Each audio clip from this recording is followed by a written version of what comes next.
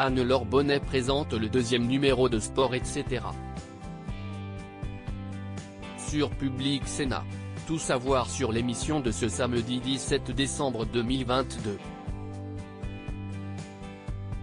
Journaliste reconnue dans l'univers du sport, et plus précisément dans ceux de la Formule 1 et du football, Anne-Laure Bonnet ajoute un axe plus politique à son impressionnant CV puisqu'elle incarne désormais le magazine mensuel baptisé Sport etc.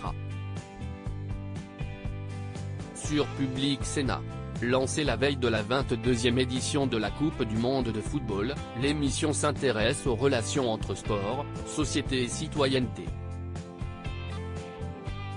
L'organisation de débats permet de décrypter l'ensemble de l'actualité sportive à travers le prisme et le point de vue citoyen tout en expliquant et démontrant l'influence grandissante du sport dans les sociétés, l'économie, la sociologie, la politique. La possibilité aussi pour les supporters de sport d'aborder le sujet autrement. Le deuxième numéro est programmé ce samedi 17 décembre à 19h.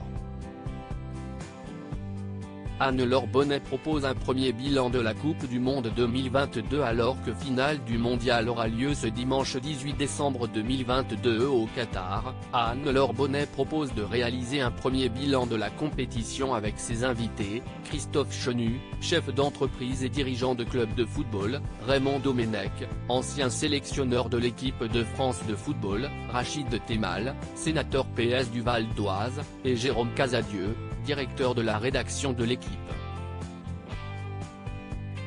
Ensemble, ils évoqueront le parcours de l'équipe de France de Didier Deschamps d'un point de vue politique et sociétal en évoquant l'engouement des Français pour les Bleus et le déplacement d'Emmanuel Macron au Qatar. L'occasion aussi d'aborder l'exploit de la sélection du Maroc d'Achraf Hakimi, première nation africaine à se hisser en demi-finale d'une Coupe du Monde, qui s'est révélée être une fierté pour tout le monde arabe. La force des symboles au sommaire de Sport etc.